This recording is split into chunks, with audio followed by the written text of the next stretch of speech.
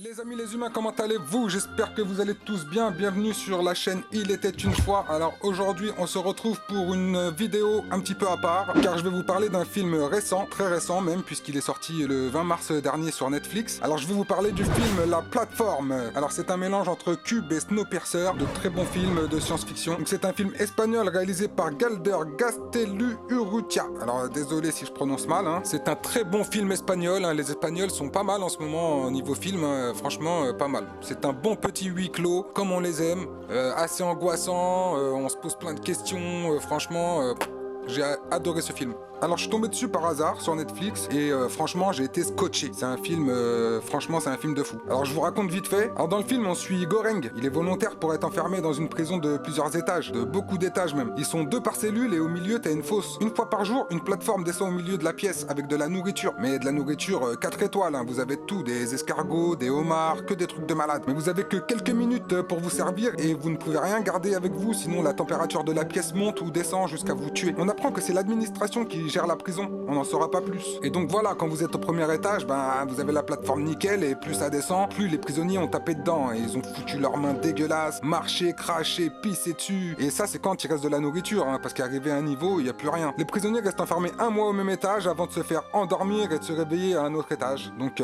s'ils sont dans un étage élevé, ben tant mieux pour eux. S'ils sont dans un étage plus bas, ben c'est la hesse. Il suffirait de rationner la nourriture pour que tout le monde mange à sa faim, mais la nature humaine est ainsi faite. Dans ce rayon d'un supermarché de Sydney, une bagarre éclate entre ses 2 clientes. L'objet de la discorde, du papier toilette.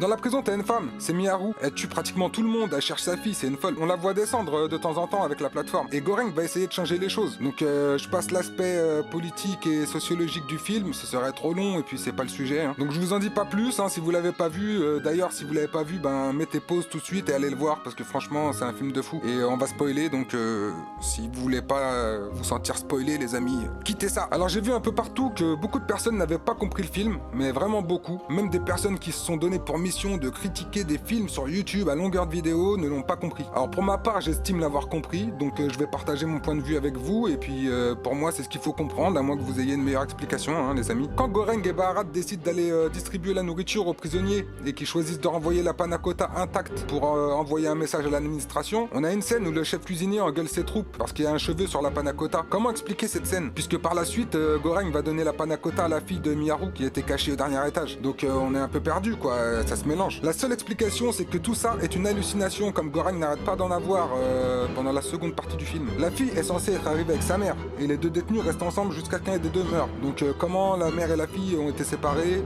Elles ont été séparées depuis le début? Ben, vu comment les autres c'est des sauvages, elle aurait pas fait long feu la fillette, hein. Là on la voit, elle est toute propre sur elle, elle a pas un pet, elle est blanche, et elle a pas l'air d'être plus traumatisée que ça, hein. Elle est restée cachée au dernier étage, mais tous les détenus changent de cellule tous les mois. Et si vous pensez qu'elle était trop bien cachée et qu'ils l'ont pas vue, ben pourtant quand le chien il embarque un bout de barbac sous le lit là, ben, la température abaisse, donc les cellules sont très bien surveillées. Puis on a justement la femme avec son chien qui était avec Goreng là. C'est elle qui a fait rentrer Miharu dans la prison et elle affirme qu'elle n'avait pas de fille. Et souvenez-vous, on n'a jamais entendu Miharu dire qu'elle cherchait sa fille, hein. C'est toujours les autres détenus qui en parlaient. Puis quand Goreng donne la panna cotta à la petite fille, la température de la pièce ne change pas alors que la plateforme est descendue. Donc vous voulez mon avis? Vu comment les 2 se sont fait amocher, ils sont soit morts soit dans les vapes et la panna cotta est bien remontée jusqu'aux cuisines. Mais déjà que celle qui faisait passer les tests à ceux qui devaient entrer dans la prison ne savaient pas ce qui se passait à l'intérieur, vous croyez que les cuisiniers en savent plus? Eh ben pour moi non. Le chef cuisinier a vu la panna cotta remonter, mais comme il y avait un cheveu dessus, et vu ce qu'elle a traversé la panna cotta, c'est la moindre des choses. Le cuisinier a sûrement dû croire que ceux qui étaient au-dessous leur avaient renvoyé la panna cotta à cause du cheveu, et c'est pour ça qu'il engueule ses troupes. Et puis à la fin, bah, l'esprit de Goreng reste enfermé dans la prison avec celle de Trimagasi, là, le vieux. Donc ce qu'on peut comprendre pour le moment, c'est que bah voilà, il y a des gens qui sont emprisonnés, on sait pas pourquoi, on sait pas comment,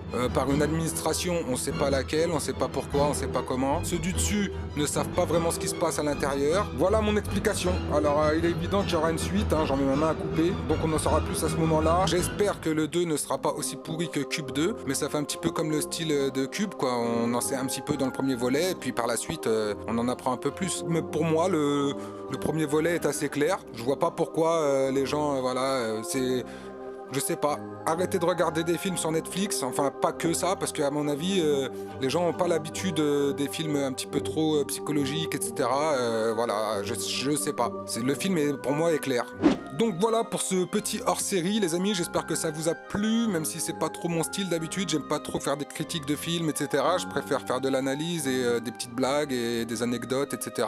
Donc voilà les amis, on peut en discuter si vous voulez en commentaire, n'hésitez pas, mais je vois pas ce qui fait bloquer les gens. N'hésitez pas à partager votre point de vue dans les commentaires, ça m'intéresse. Dites-moi si vous avez compris comme moi ou si je vous ai convaincu. Si j'ai pas été assez clair, dites-le moi aussi parce que c'est la première fois que je m'exprime sur un film récent, hein. On peut pas faire plus récent. Comme franchement ce film m'a retourné le cerveau et puis que je voyais trop de gens ne pas comprendre le film, je me suis dit tiens il fallait que j'en parle. Donc voilà les amis, je vous balance ça et puis voilà. D'habitude je parle de films qui ont un petit peu plus de vécu. D'ailleurs n'hésitez pas à vous abonner à ma chaîne, allez voir mes autres vidéos, likez, commentez, partagez les amis. On se retrouve bientôt pour une nouvelle vidéo. Faites attention à vous, vive le 20e siècle et à bientôt les amis.